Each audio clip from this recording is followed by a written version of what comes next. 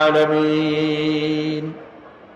জনাবে সদর বন্ধুবর শেখুল হাদিস আল্লামা হযরত মাওলানা শামসুদ্দিন সাহেব মাদজুল্লুল আলী, আজকের সম্মানিত অতিথি, বিশেষ অতিথি মুফাসসির কোরআন, আন্তর্জাতিক খ্যাতি সম্পন্ন আলেমে দ্বীন হযরত মাওলানা লুৎফুর রহমান সাহেব দামাত বারকাতুহু, চট্টগ্রামের শীর্ষস্থানীয় উলামায়ে কেরাম, উপস্থিত কোরআন প্রেমিক দিনদার ইমানদার ভাইয়েরা, পর্দার আড়ালের মা এবং বোনেরা, সুপ্রিয় সাংবাদিক বৃন্দ, আসসালামু আলাইকুম ওয়া রাহমাতুল্লাহি ওয়া বারাকাতুহু। মহান আল্লাহ রব্বুল ইজ্জত ওয়াল জালাল, তার দরবারে শুকরিয়া আদায় করি যে আল্লাহ পাক দয়া করে মেহেরবানি করে চট্টগ্রাম ইসলামী সমাজ কল্যাণ পরিষদ কর্তৃক আয়োজিত ঐতিহাসিক তাফসীরুল কোরআন মাহফিলের আজকের এই দ্বিতীয় দিবসে আমাদেরকে কোরআন শোনার জন্য, বলার জন্য এ মাঠে হাজির হওয়ার তৌফিক এনায়েত করেছেন। সেই মনিবের দরবারে সেজদা অবনত ভাবে, শ্রদ্ধা জড়িত কণ্ঠে, হৃদয়ের সবটুকুন আবেগ উজাড় করে পড়ছি আলহামদুলিল্লাহ রব্বানা লাকাল হামদ হামদান কাসীরান তাইয়্যিবান মুবারাকান ফীহি ইয়া রাব্বি লাকাল হামদু কামা ইয়ানবাগি লিজালালি ওয়াজহিকা ওয়া আযীমি সুলতানিকা। আমরা আমাদের মনিব, আমাদের রব, আমাদের খালেক, আমাদের মাওলা, আমাদের মনিব আল্লাহ সুবহানাহু ওয়া তাআলার প্রশংসা করে নিলাম। তিনি দয়া করে চট্টগ্রাম ইসলামী সমাজ কল্যাণ পরিষদ কর্তৃক আয়োজিত তাদের 24তম বার্ষিকী তাফসীরুল কোরআন মাহফিল 2003-এ আমাদেরকে এর দ্বিতীয় দিন এখানে উপস্থিত হওয়ার তৌফিক দিয়েছেন। পুনর্বার বলি আলহামদুলিল্লাহ। বঙ্গোপসাগরের জোয়ার ভাটা হয়, প্রশান্ত মহাসাগরে হয়, আটলান্টিক মহাসাগরে হয়, পৃথিবীর সমস্ত সাগর মহাসাগরের পানি এক পর্যায়ে গিয়ে শেষ হতে পারে এবং পরিমাপও করা যেতে পারে, কিন্তু আল্লাহ রাব্বুল আলামিনের আযীম কিতাব কোরআনে কারীম এর কোনো শেষ নাই, সীমাহীন, অসীম এক জ্ঞানের মহাবিশ্বের মহাবিস্ময় আল কোরআন। পৃথিবী জুড়ে তাফসীর হয়েছে অসংখ্যবার, লেখা হয়েছে, বলা হয়েছে, কিতাবের শেষ নাই, বলারও শেষ নাই এবং কিয়ামত পর্যন্ত শেষ হবেও না। সাহেবে কোরআন, কোরআনের মালিক যিনি, কে তিনি বলুন? সবাই বলুন। কোরআনের মালিক বলছেন, قُلْ لَوْ كَانَ الْبَحْرُ مِدَادًا لِكَلِمَاتِ رَبِّي لَنَفِدَ الْبَحْرُ قَبْلَ أَن تَنفَدَ كَلِمَاتُ رَبِّي وَلَوْ جِئْنَا بِمِثْلِهِ مَدَدًا। আল্লাহ পাক বলেন, নবী আপনি বলুন, তাম পৃথিবীর সমস্ত সমুদ্র মহাসমুদ্রের পানিগুলি যদি কালি হয়ে যায়, আর তাই দিয়ে যদি আমার রবের কালিমার ব্যাখ্যা লেখা যদি শুরু হয়ে যায়, লিখতে লিখতে তাম পৃথিবীর সমস্ত পানিগুলি শেষ হয়ে যাবে, আমার রবের কালামের ব্যাখ্যা লেখা শেষ হবে না। এমন একখানা কিতাব আল্লাহ পাক আমাদেরকে দান করেছেন, আলহামদুলিল্লাহ বলি। বিশাল নিয়ামত, আজিম নিয়ামত। এই নিয়ামত দিয়ে নবী করিম সাল্লাল্লাহু আলাইহি ওয়াসাল্লাম একটি অশিক্ষিত, একটি বর্বর জাহিলি সমাজকে পৃথিবীর শ্রেষ্ঠ সমাজে পরিণত করেছিলেন কোরআনের শিক্ষা দিয়েই। সুবহানাল্লাহ। নবী করিম সাল্লাল্লাহু আলাইহি ওয়াসাল্লাম পৃথিবীর মানুষকে তিনি মেসমেরিজম করেন নাই, হিপনোটাইজ করেন নাই। মানবগুলির চরিত্রের ভিতরে যে রেডিক্যাল চেঞ্জ, বিরাট একটি পরিবর্তন আনয়ন করেছিলেন এবং সুখী, সমৃদ্ধশালী, সন্ত্রাসমুক্ত, দুর্নীতিমুক্ত একটি সমাজ বিনির্মাণ করে পৃথিবীবাসীকে উপহার দিয়েছিলেন, সেটি ছিল আল কোরআন। বলুন, সেটির নাম কি? এই কোরআন হচ্ছে বিশ্ববাসীর জন্য সর্বশ্রেষ্ঠ নিয়ামত। যদি প্রশ্ন করি এই পৃথিবীর মধ্যে সর্বশ্রেষ্ঠ সৌভাগ্যবান জাতি কারা, কি জবাব দেবেন? বলেন। পাল্টা প্রশ্ন যদি করি এই পৃথিবীর মধ্যে সব থেকে দুর্ভাগা, হতভাগ্য জাতি কারা, কি জবাব দেবেন? বলেন। দুটোরই জবাব হচ্ছে মুসলমান। সৌভাগ্যবান জাতি এ কারণে, পৃথিবীর কোন জাতির কাছে আল্লাহ পাকের বাণী অবিকল ভাবে কোন জাতির কাছে নাই। পৃথিবীতে আজ অসংখ্য খ্রিস্টান, শত শত কোটি খ্রিস্টান, তাদেরকে চ্যালেঞ্জ করা হয়েছে। তাদের কাছে ইনজিলের নামে, আল্লাহর কিতাবের নামে যে বাইবেল আছে, বর্তমান পৃথিবীর বাইবেলের মধ্যে আল্লাহ পাকের একটি ওয়ার্ডও নাই, সব তাদের বানানো। বেদ সম্পর্কে চ্যালেঞ্জ হয়েছে, ত্রিপিটক সম্পর্কে, জিন্দাবিস্তা সম্পর্কে।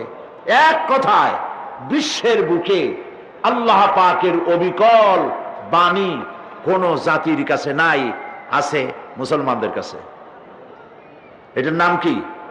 কোরআন। সবগুলি তারমিম, তারিফ হয়েছে, কারণ এগুলির প্রয়োজন নাই।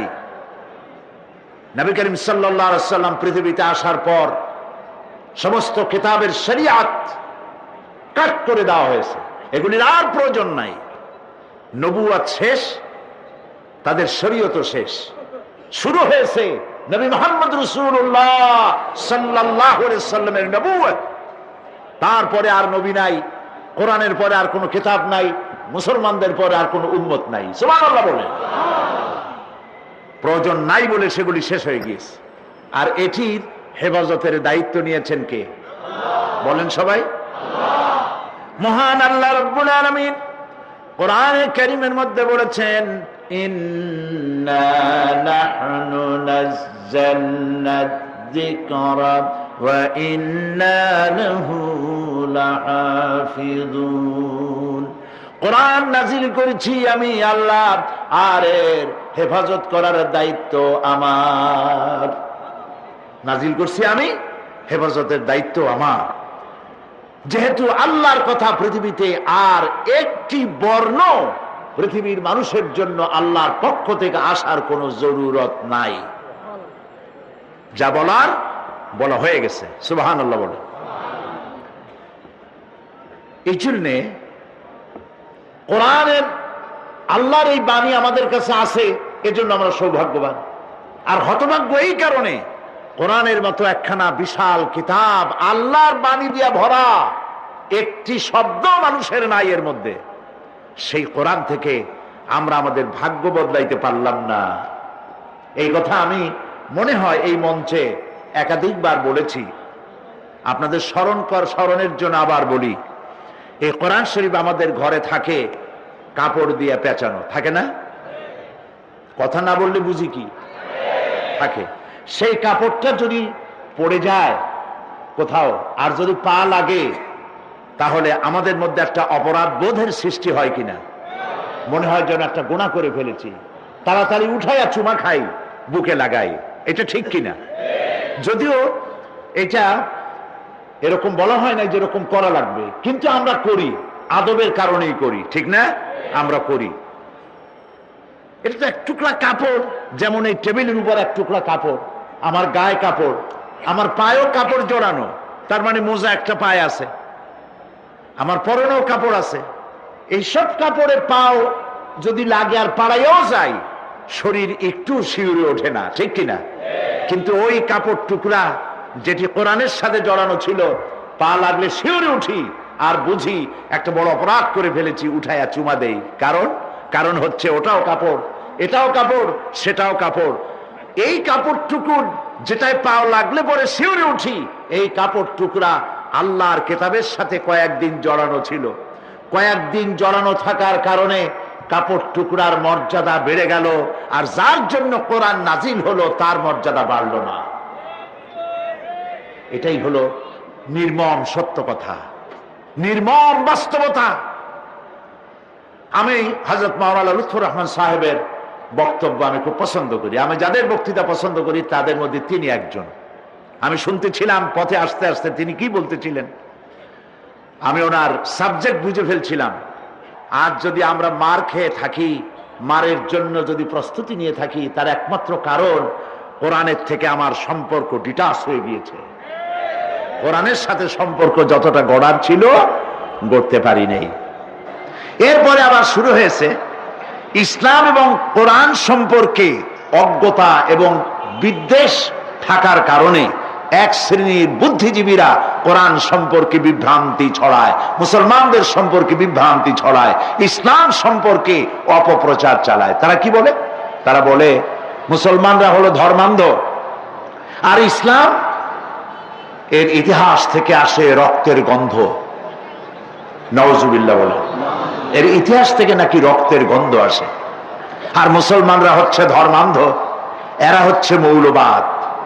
এইসব কথা তারা বলে বেড়ায়, অথচ তারা জানে না যে এই কোরআনের কারণেই, কোরআনের শিক্ষার কারণেই মুসলমান যেখানে বেশি, শান্তি সেখানেই বেশি। এ কথাটা কি আপনারা মানবেন? যে দেশে মুসলমান বেশি, সেই দেশে পৃথিবীর অন্যান্য দেশের চাইতে সেই সব দেশে শান্তি বেশি। পৃথিবীর জাতি, গোত্র, ধর্ম, বর্ণ, প্রত্যেক জাতির সাথে, ধর্মের সাথে, গোত্রের সাথে সহ অবস্থান, সহমর্মিতা, মহানুভবতা, পারস্পরিক সৌহার্দ্য নিয়ে, সাম্প্রদায়িক সম্প্রীতি নিয়ে পৃথিবীতে বসবাস করতে শিখেছে কেবলমাত্র, একমাত্র, শুধুমাত্র মুসলমানেরাই। ঠিক আসতে বলেছেন, জোরে বলতে পারেন নাই। কথাগুলি অনুধাবন করুন কান দিয়ে আর মন দিয়ে, তাহলেই বুঝতে পারবেন আমি কি বুঝাতে চাই। পৃথিবীর ভিতরে মুসলমানরাই সব থেকে মানুষের সঙ্গে সম্প্রীতি বজায় রেখে চলার জন্য উপযোগী একটি জাতি মুসলমান। একটি প্রমাণ দেই, প্রমাণ দিলে মানুষ বুঝতে মানুষের জন্য সহজ হয়, ঠিক কিনা? আমাদেরকে বলা হয় মুসলমান নাকি, ইসলাম নাকি সাম্প্রদায়িক, যার জন্য এই দেশের একটি বৃহৎ বিরোধী দল তাদের গঠনতন্ত্রের ভেতরে ধর্মনিরপেক্ষতার সাথে আবার অসাম্প্রদায়িক শব্দটি জুড়ে দিয়েছে। তারা বুঝাতে চায় ইসলাম হলো সাম্প্রদায়িক। 1947 সনের 14 আগস্ট এই ভূখণ্ড, এই বাংলাদেশ একবার ব্রিটিশ বেনিয়াদের হাত থেকে স্বাধীনতা অর্জন করে, ঠিক কিনা? আর ঠিক একই বছর, একদিন আগে পিছে প্রতিবেশী ভারত স্বাধীনতা অর্জন করে। কোন বছর? 47। এবার দেখুন কারা সাম্প্রদায়িক আর কারা সাম্প্রদায়িক নয়। ইতিহাস কি বলে? বিশ্বের ইতিহাস সাক্ষী, গোটা দুনিয়াবাসী সাক্ষী। 1947 থেকে শুরু করে 2003 সালের আজকের 7ই জানুয়ারি পর্যন্ত এই ভূখণ্ডে একটি সাম্প্রদায়িক দাঙ্গাও হয় নাই। যদি হয়ে থাকে আমি ছাত্র হিসেবে শিখবো, আমারে শিখান, বলেন বাংলাদেশের কোন জেলায়, কোন উপজেলায় হিন্দু মুসলমান সাম্প্রদায়িক দাঙ্গা হয়েছে, একটি দৃষ্টান্ত দেখান। পারবেন না দেখাতে।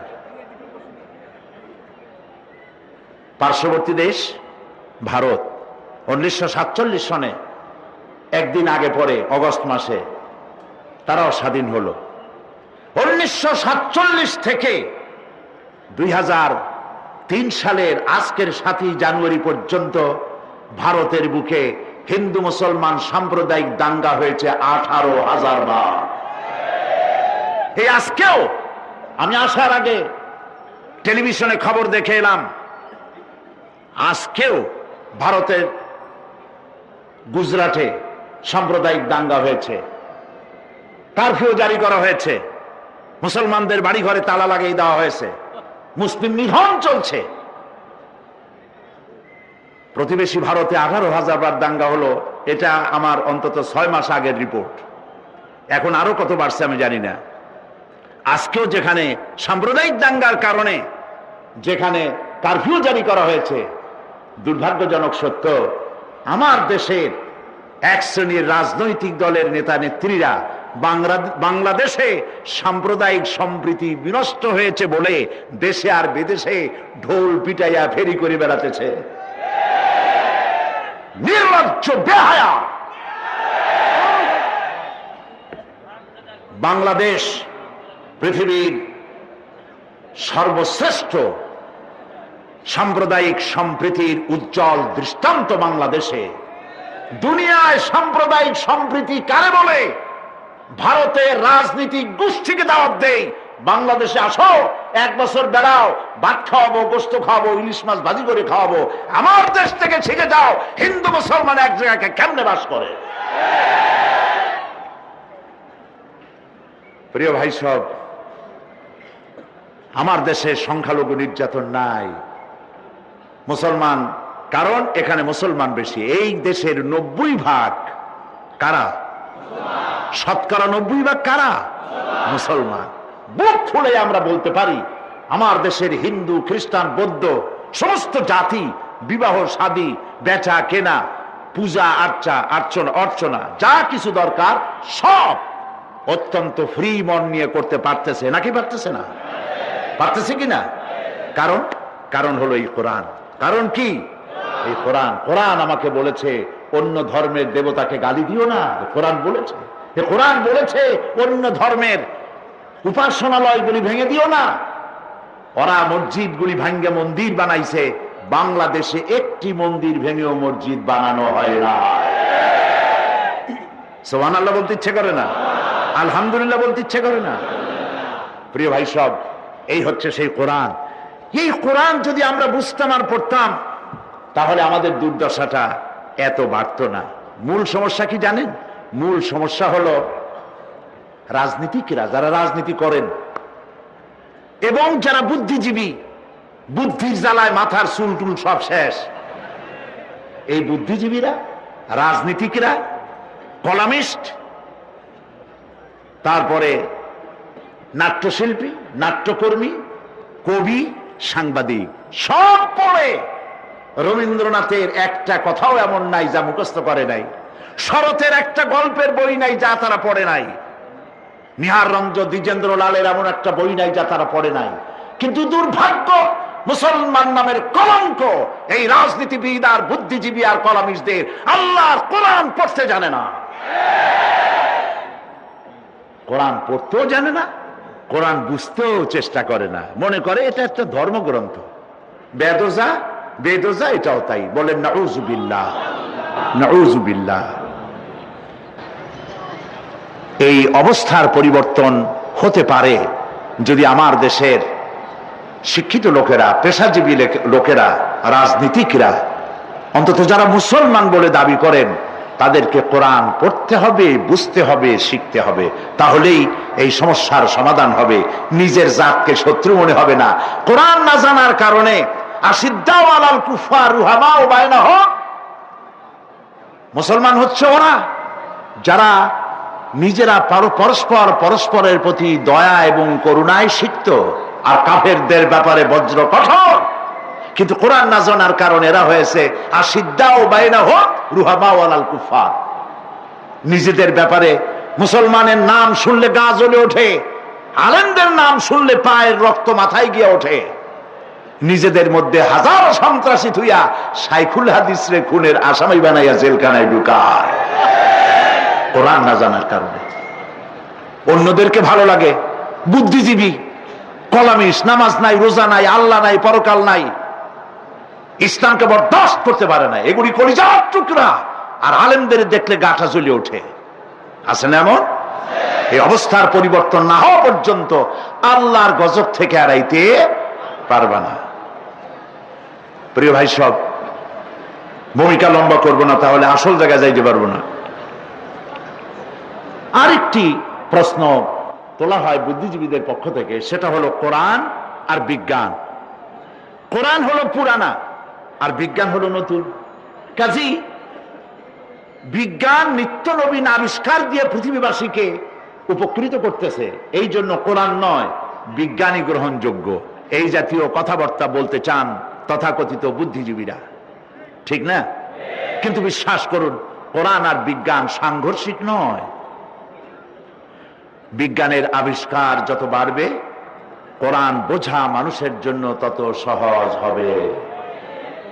নব নব আবিষ্কার দিয়ে বিজ্ঞানীরা পৃথিবীকে উপকৃত করবে ঠিকই, কিন্তু কিয়ামত পর্যন্ত বিজ্ঞানীরা কোরআনের কাছে ভিক্ষুকের মতো দাঁড়ায় থাকবে, কিয়ামত পর্যন্ত।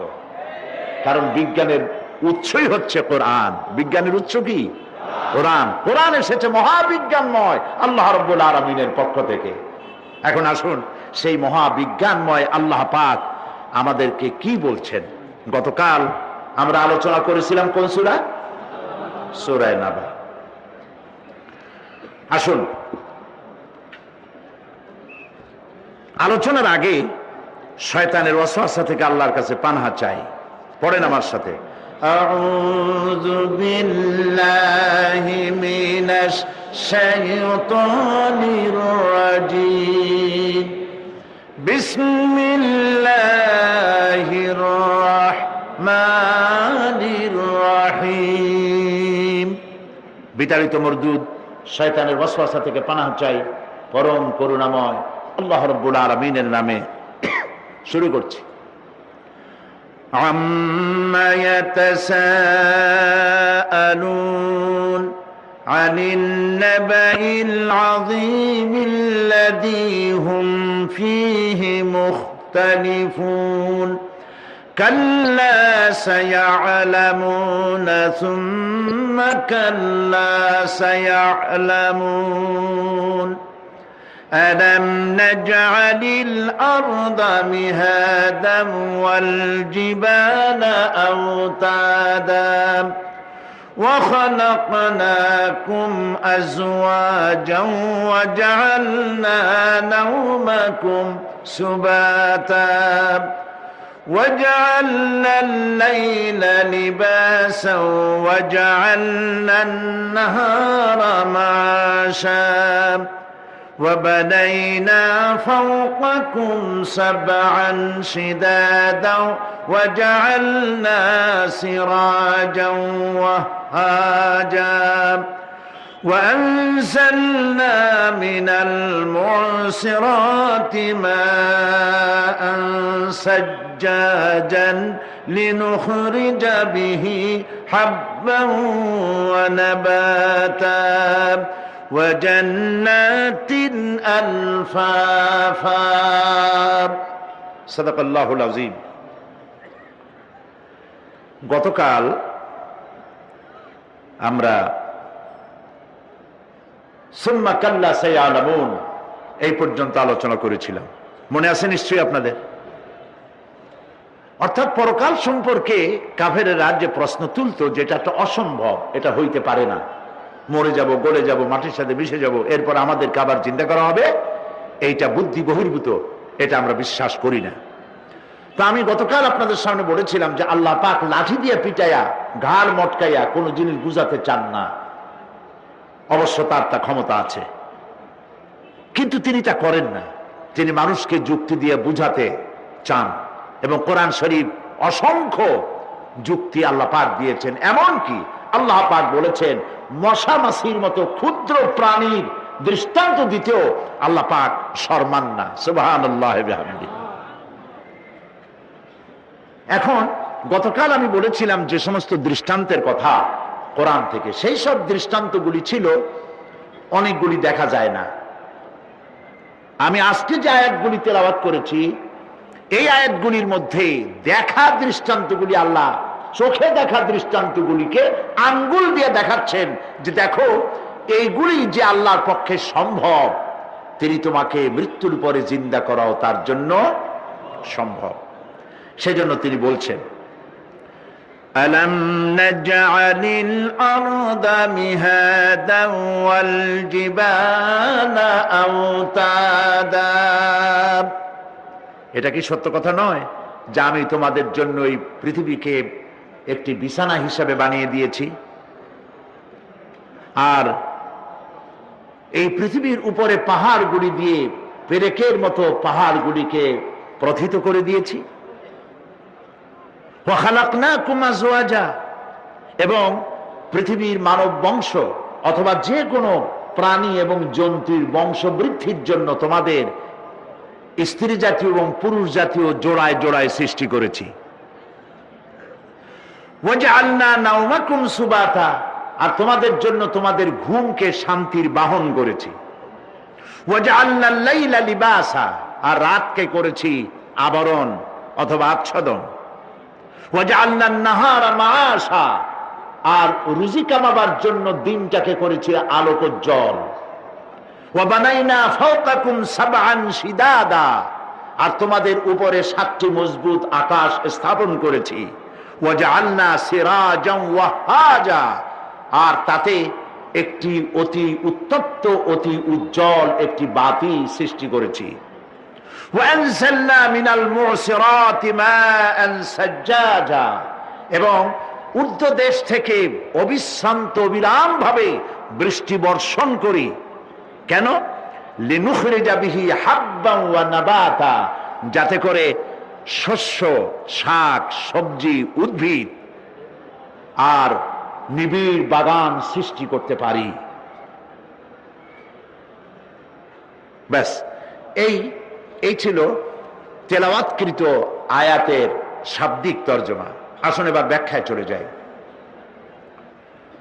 আমি গতকাল বলেছি, মনে হয় আপনাদের মনে আছে, যে আমরা যেহেতু সময় 5 দিন, আমরা ধীরে ধীরে ঘরোয়া পরিবেশের মতো করে আলোচনা করব ইনশাআল্লাহ, যাতে করে প্রত্যেকটি কথা আমরা বুঝতে পারি আর আমরা পকেটে করে নিয়ে বাড়ি যেতে পারি, হৃদয় গ্রথিত করে জীবনের পরতে পরতে তা আমল করতে পারি। আল্লাহ যেন তৌফিক দেন, বলেন আমিন। আল্লাহ পাক বলছেন, দেখো এই পৃথিবীটাকে, এই জমিনটাকে একটি বিছানা হিসাবে আমি বিছায় দিয়েছি, শান্তিময় আবাস ভূমিতে পরিণত করে দিয়েছি এই পৃথিবীটাকে। আল্লাহ পাক বলছেন, الذي جعل لكم الأرض مهدا وجعل لكم فيها سبلا لعلكم تهتدون। যিনি পৃথিবীকে তোমাদের জন্য দোলনা বানিয়ে দিয়েছেন আর সেখানে তোমাদের জন্য রাস্তা তৈরি করে দিয়েছেন যাতে তোমরা গন্তব্য খুঁজে পাও। সূরা নাবার মধ্যে আল্লাহ পাক পৃথিবীকে বলেছেন বিছানা, আর সূরা আয-যুখরুফের মধ্যে বলেছেন দোলনা। পৃথিবীটাকে আল্লাহ কি বললেন? দোলনা। দোলনার মধ্যে শিশু যেমন শান্তিতে ঘুমায় থাকে, এই পৃথিবীটাকে তোমার জন্য শান্তিতে ঘুমাবার জন্য, চলাফেরা করার জন্য আমি এই পৃথিবীকে শান্ত করে দিয়েছি। সুবহানাল্লাহ। এবং গন্তব্যের জন্য, যাতায়াতের জন্য আমি রাস্তা বানিয়েছি। আপনি বলবেন রাস্তাগুলি তো আমরা বানাইছি গম দিয়া, ইট দিয়া, পাথর দিয়া। হ্যাঁ, আপনি বানাতে পারেন, রাস্তা আপনি বানাতে পারেন, কিন্তু যখন আপনারা কেউ বানান নাই তখন এই পথগুলি আল্লাহরই বানানো ছিল। বিশেষ করে পাহাড়িয়া এলাকায়, পাহাড়ি এলাকায় কোন গভর্নমেন্ট গিরিপথ তৈরি করেছে বলেন তো দেখি? কে বানিয়েছে? আল্লাহ পাক তৈরি করেছেন। এই পথ তৈরি করেছে যাতে তোমরা তোমাদের গন্তব্যে পৌঁছতে পারো। মহা শূন্যে ভাসমান এই পৃথিবী, এই পৃথিবীটাকে আল্লাহ পাক আরামের জায়গা বানিয়েছেন, অথচ এই পৃথিবীর মধ্যে আছে কি তা কি আমরা জানি? এই পৃথিবী নামক গ্রহটি, এটি প্রতি ঘন্টায় 66,600 মাইল বেগে পৃথিবীটা ছুটে চলছে বন্দুকের গুলির মতো। প্রতি ঘন্টায় 66,600 মাইল গতিবেগে পৃথিবী ছুটছে। এর অভ্যন্তরে আছে আগুন, এর মধ্যে আছে পাথর। এই এমন মারাত্মক আগুন এই পৃথিবীর পেটের মধ্যে রয়েছে যে আগুন পাথরগুলো পুড়িয়ে লাভায় পরিণত করে দেয় এবং তা উদ্গীরণ করে আগ্নেয়গিরির আকারে উপচে পড়ে। এই পৃথিবীর মধ্যে এরকম আগুন আছে। সূরা ফাতিহার তাফসিরে আমি আপনাদের সামনে আলোচনা করেছিলাম, মনে না থাকার কথা। আল্লাহ পাক বলেছেন আলহামদুলিল্লাহি রাব্বিল আলামিন। কি বলেছেন বলুন তো? আলহামদুলিল্লাহি রাব্বিল আলামিন। আলামিন, আলমের বহুবচন। তিনি একটি জগতের প্রতিপালক নন, বহু জগতের প্রতিপালনকারী। এই পৃথিবীতে সর্বপ্রথম বিজ্ঞানীদের এই কনসেপশন আল্লাহ রাব্বুল আলামিন কোরআনের মাধ্যমে দুনিয়াবাসীকে দিয়েছেন। জগৎ একটা বা দুইটা নয়, বহুমাত্রিক জগতের কনসেপশন আল্লাহ পাক দিয়েছেন, অসংখ্য জগৎ। এই পৃথিবীর উপরিভাগে এক জগৎ, এর আভ্যন্তরীণ রয়েছে আর এক জগৎ। সাগরের ভেতরে রয়েছে এক জগৎ, সাগরের তলায় অন্য জগৎ। পৃথিবীর মহাশূন্যে গ্যালাক্সি, ইউনিভার্সাল, মহাশূন্যের ভিতরে যা কিছু রয়েছে তার মধ্যে রয়েছে অসংখ্য জগৎ। জগৎ একটি নয়, অসংখ্য জগৎ রয়েছে। পৃথিবীর মাটির তলায় কত আগুন, সেই দৃশ্য আমি চোখে দেখেছি যখন আমি ভেসুভিয়াস পাহাড় দেখেছি, পৃথিবীর বড় আগ্নেয়গিরি। আল্লাহ পাক জাহান্নামের আগুনের ইন্ধন করবেন মানুষ আর পাথর। ওয়াকুদুহান নাস ওয়াল হিজারা, পাথর আর মানুষ হবে জাহান্নামের আগুনের ইন্ধন। পৃথিবীর মাটি থেকে 3 মাইল উঁচা ভেসুভিয়াসের পাহাড়ের উপরে। ভেসুভিয়াস পাহাড় কোথায় বলতে পারবেন? ইটালিতে। সেই জায়গায় যখন আমি উঠেছি, পাথর যে জাহান্নামের আগুনে পুড়বে এর বাস্তবতা নিজের চোখে দেখেছি। পাথরগুলি আগুনে পুড়ে লাভার মতো হয়ে পাহাড়ের উপর থেকে আলকাতরার মতো গলে গলে পাহাড়ের চতুর্দিকে 12 কিলোমিটার এলাকার জনপদকে ধ্বংস করে দিয়েছে। ইটালিতে আরো একটি জায়গা আছে যেটার নাম সিসিলি। সেখানেও একটি জীবন্ত আগ্নেয়গিরি আছে, যেটা আগুন এখনো জ্বলতেছে। যে কোনো মুহূর্তে এ আগুন ছড়িয়ে পড়তে পারে। কাজেই পৃথিবীর মধ্যে একদিকে রয়েছে, এর মধ্যে রয়েছে আগুন, রয়েছে পাথর গলায়া লাভা বানাবার মতো বিরাট শক্তি। সেই পৃথিবীটাকে আল্লাহ পাক এতটা শান্ত করে রেখেছেন, তোমরা যেন নিশ্চিন্তে এর কোলে দোলনার ভিতরে শিশু যেমন ঘুমায়, এই পৃথিবীটাকে তোমার জন্য দোলনা বানাই দিয়েছি। তাও আমরা সুবহানাল্লাহ বলবো না? সুবহানাল্লাহ। বন্দুকের গুলির চাইতেও দ্রুতগামী এই পৃথিবী ছুটছে। সেই পৃথিবীকে বিনা দ্বিধায় আমরা খুঁজছি, সেটাকে চিরে ফেলছি এবং তার পেট থেকে রিজেক হাসিল করছি। ঠিক কিনা বলে? আল্লাহ রাব্বুল আলামিন সূরা আন-নামলের মধ্যে বলছেন, أَمَّنْ جَعَلَ الْأَرْضَ قَرَارًا وَجَعَلَ خِلَالَهَا أَنْهَارًا وَجَعَلَ لَهَا رَوَاسِيَ وَجَعَلَ بَيْنَ الْبَحْرَيْنِ حَاجِزًا।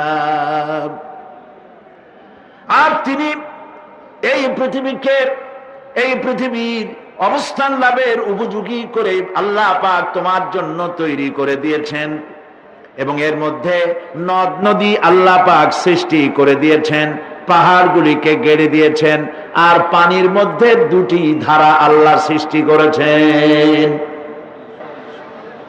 পানির মাঝখানে একটা অন্তরাল সৃষ্টি করেছেন। এটি একটা তো আবিষ্কার হয়েই গেছে, সেটি হলো প্রশান্ত মহাসাগরের ভেতরে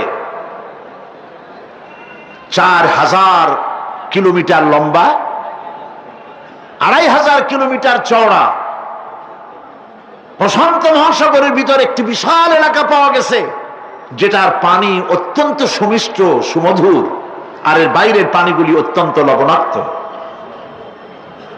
সূরা আর রহমানের মধ্যে আল্লাহ পাক বলেছেন, মারাজাল বাহরাইনি ইয়ালতাকিয়ান বাইনাহুমা বারযাখুন লা ইয়াবগিয়ান ফাবিআইয়ি আলাই রাব্বিকুমা তুকাযযিবান। দুটি সমান্তরালে পানি প্রবাহিত হয়ে যাচ্ছে, দুটি ধারা।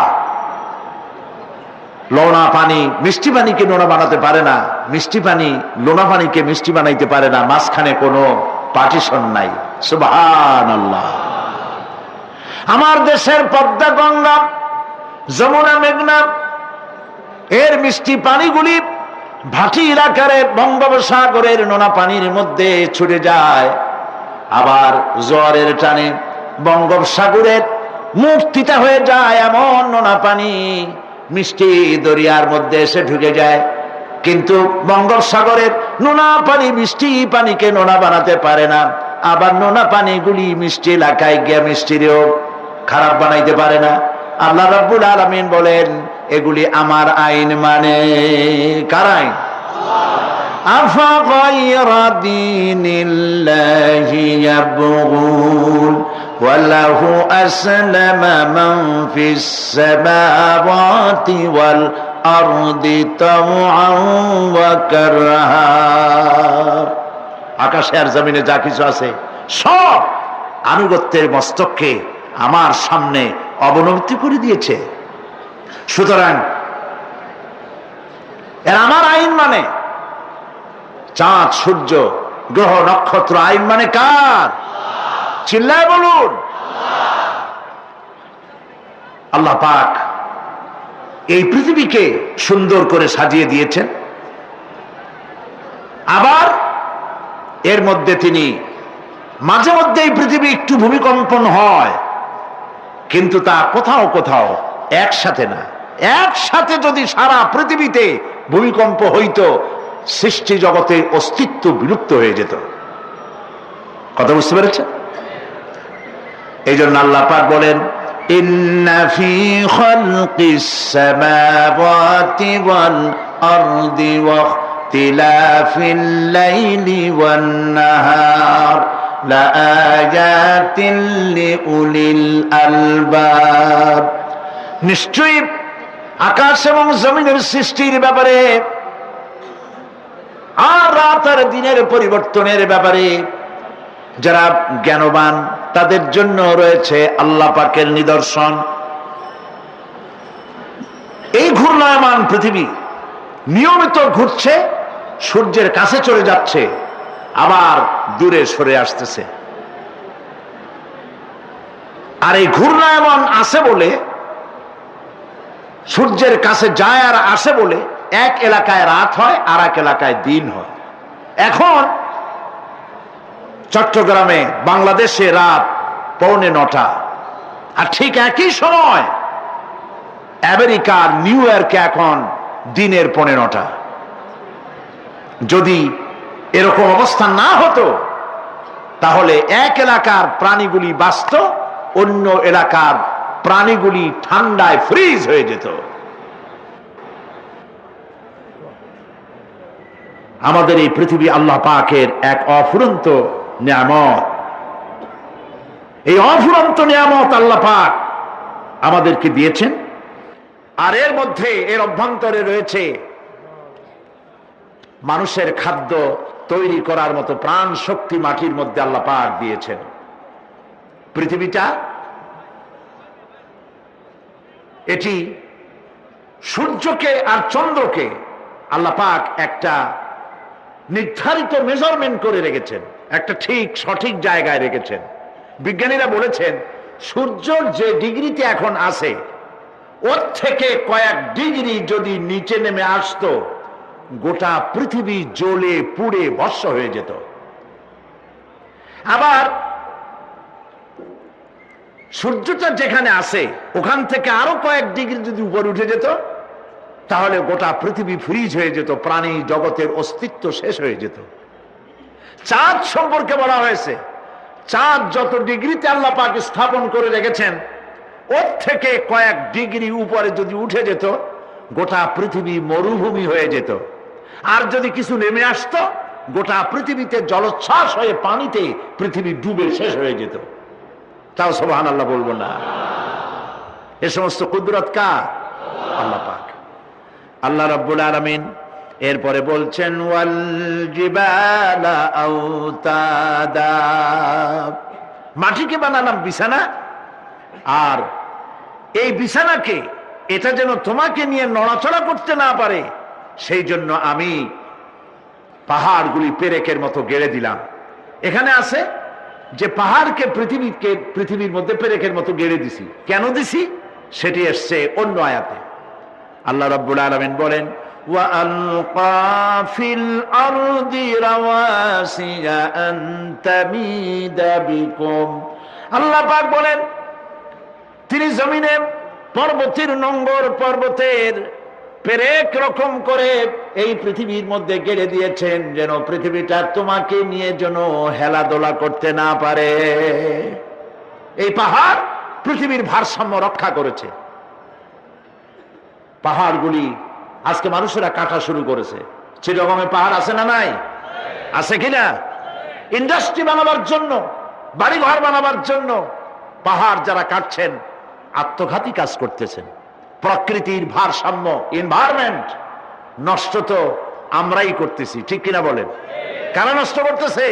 আমরা নিজেরাই করতেছি, আত্মঘাতী কাজ করছি। এই পৃথিবীতে কত পাহাড় দরকার, কত গাছ দরকার, কত পানি দরকার, সে কথা কে বলতে পারবেন? বলেন সবাই। আল্লাহ পাকের যা কিছু তিনি সৃষ্টি করেছেন সেগুলির উপরে হস্তক্ষেপ করা, কিছু কিছু জিনিসের উপরে হস্তক্ষেপ করা মারাত্মক আত্মঘাতী। পাহাড়গুলি দিয়ে এই সুউচ্চ পাহাড় শুধু খিল বানায় রাখছেন আল্লাহ, পেরেক বানায় রাখছেন, শুধু তাই নয়, এই পাহাড়ের উপরে পানি জমে থাকে বরফ হইয়া। আমরা যখন প্লেনে যখন যাই, ঢাকা এবং চিটাগং যে ফ্লাইটগুলি আসা যাওয়া করে, এগুলি ৯,০০০, ১০,০০০, ১১,০০০ ফিট দিয়ে উচ্চতায় উড়ে আসে। কিন্তু আমরা যখন ইন্টারন্যাশনাল ফ্লাইটে উড়ি তখন সেগুলি চলে ৩৫ থেকে ৪০,০০০ ফিট পর্যন্ত উচ্চতায় উড়ে যায়। পৃথিবী যে কত সুন্দর তা প্লেনে উঠলে বোঝা যায়। আর বাংলাদেশ যে কত সুন্দর মনোরম তা দেশের উপর থেকে প্লেনে উঠতে গেলে দৃশ্য দেখে, নয়ন অবিরাম দৃশ্য দেখে সেজদায় মাথা নত হয়ে আসে। সুবহানাল্লাহ, সুবহানাল্লাহ। আমার দেশ যে কত ভালো, আলহামদুলিল্লাহ বলেন। পৃথিবীর যে কোনো দেশের তুলনায় আমার দেশ অনেক অনেক অনেক ভালো, আলহামদুলিল্লাহ বলেন।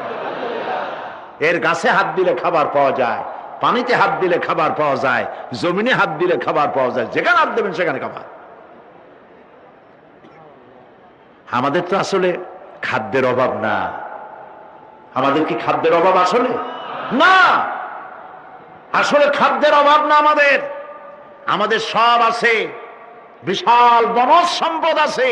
কাপ্তাই, রাঙ্গামাটি, বান্দরবন যে দেখেন বনজ সম্পদ কাহাকে বলে। খুলনার ফরেস্ট এরিয়া যে দেখেন বনজ সম্পদ কারে বলে।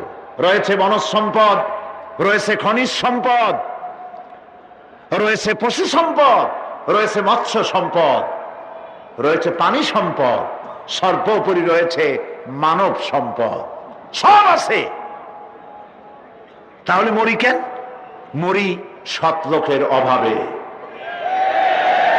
মরি সৎ নেতৃত্বের অভাবে।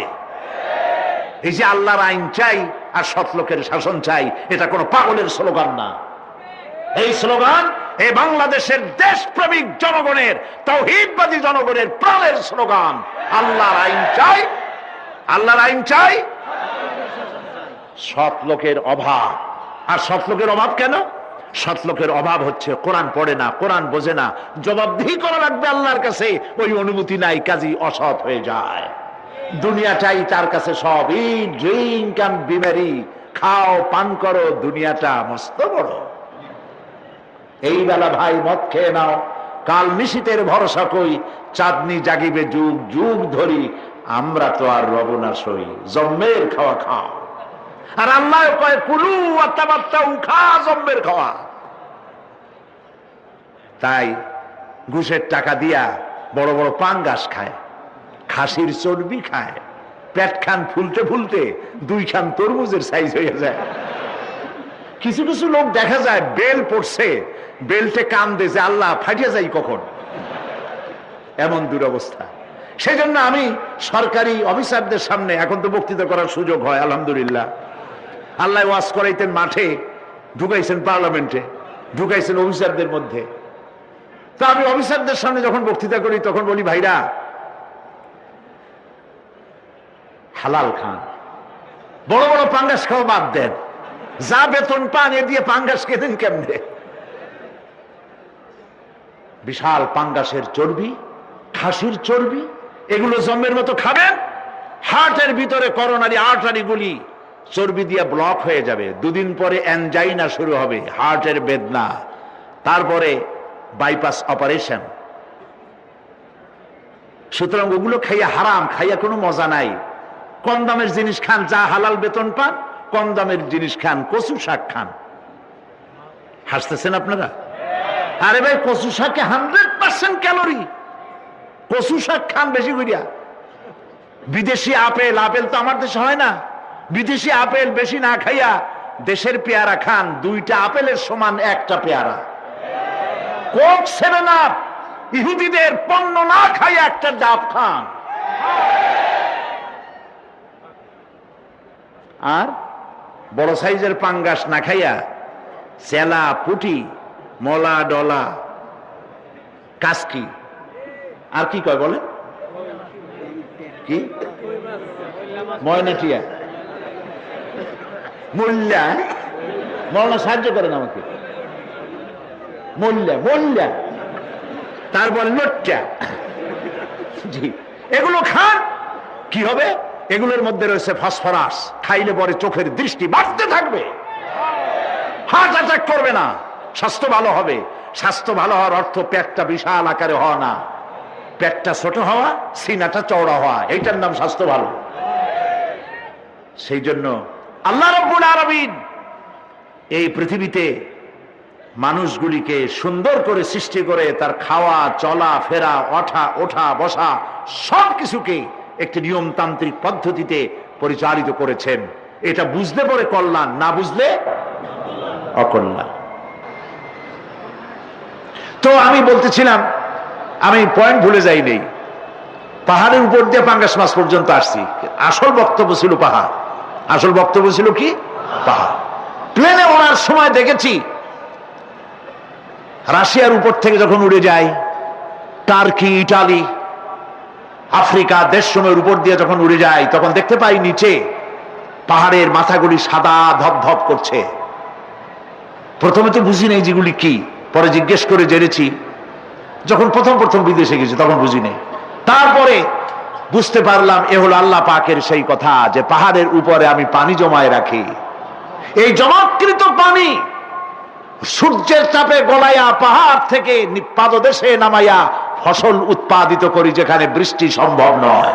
মানে বৃষ্টি যেখানে যাওয়ার প্রয়োজন নাই, সম্ভব নয় তা না, আল্লাহর কাছে অসম্ভব বলে কিছু নাই। কিন্তু কোথাও আল্লাহ পাক বৃষ্টি দিয়ে দেন, কোথাও সাগরের পানি, কোথাও খালের পানি, কোথাও নদীর পানি, কোথাও পাহাড়ের পানি দিয়ে এভাবে ব্যবস্থা করে দেন।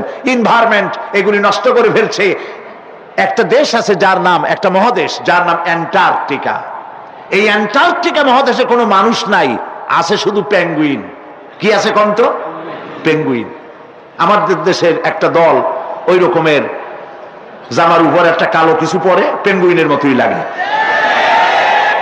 তো এই পেঙ্গুইন সাদা বডি, তার উপরে কালো একটা কোটের মতো গায়ে দেওয়া, পেঙ্গুইন, আর কিছু নাই, শুধু বরফ আর বরফ। এগুলি জমা করে রাখার মধ্যে রয়েছে আল্লাহ পাকের বিশেষ কুদরত, যা আল্লাহ পাক মানুষের জন্য তৈরি করে রেখেছেন। মানুষ বুঝতে পারে না। এনভায়রনমেন্ট নষ্ট করে ফেলার পরে এই বরফগুলি গড়ে যাচ্ছে, নষ্ট হয়ে যাচ্ছে। আল্লাহ পাক এই পৃথিবীর ভারসাম্য কিভাবে রক্ষা করেছেন তার বিজ্ঞান ভিত্তিক আলোচনা এই পরিবেশে স্বল্প সময়ে সম্ভব নয়। তবে আপনারা জানতে পারবেন কিভাবে, আমি বলে দেব ইনশাআল্লাহ। এরপরে আল্লাহ পাক বলছেন وَخَلَقْنَاكُمْ أَزْوَاجًا, আর এই পৃথিবীর বংশধারাকে, সৃষ্টি ধারাকে ঠিক রাখার জন্য আমি তোমাদেরকে জোড়ায় জোড়ায় সৃষ্টি করেছি। সুবহানাল্লাহ। প্রত্যেকটি প্রাণীর ভিতরে স্ত্রী জাতীয় পুরুষ জাতীয় আছেই, আছে কিনা বলেন? এমন একটা নামকরণ যেখানে শুধু পুরুষ নারী নাই, স্ত্রী জাতীয় নাই, আছে নাকি? নাই। বংশধারা বৃদ্ধি করার জন্য প্রত্যেকটি প্রাণী আল্লাহ পাক বলছেন জোড়ায় জোড়ায় বানাইছি, তোমাদেরকেও আমি জোড়ায় জোড়ায় বানিয়েছি। আর কি করেছি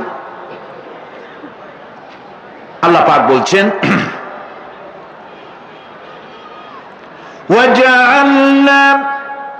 وَجَعَلْنَا نَوْمَكُمْ سُبَاتًا, একদিকে তো জোড়ায় জোড়ায় বানালাম পুরুষ এবং স্ত্রী, এই পুরুষ আর স্ত্রী সৃষ্টি করার ভিতরে রয়েছে আল্লাহ পাকের নিদর্শন। কার নিদর্শন বলুন? কোরআনে কারীমে আল্লাহ পাক বলেন وَمِنْ آيَاتِهِ أَنْ خَلَقَ لَكُم مِّنْ أَنفُسِكُمْ أَزْوَاجًا لِتَسْكُنُوا إِلَيْهَا وَجَعَلَ بَيْنَكُم مَّوَدَّةً وَرَحْمَةً إِنَّ فِي ذَلِكَ لَآيَاتٍ لِقَوْمٍ يَتَفَكَّرُونَ। আর আল্লাহ পাকের অসংখ্য নিদর্শনের মধ্যে এটিও নিদর্শন যে তিনি তোমাদের থেকে তোমাদের জোড়া সৃষ্টি করেছেন, তোমাদের স্ত্রী বানাইছেন। কেন? লিতাসকুনু ইলাইহা, যাতে করে তুমি তার কাছ থেকে তোমার মনের প্রশান্তি, সেও এবং তুমিও উভয়ের কাছে মনের প্রশান্তি খুঁজে পাও। ওয়াজআলা বাইনাকুম মাওয়াদ্দা, আর আল্লাহ পাক তোমাদের মধ্যে সৃষ্টি করেছেন ভালোবাসা।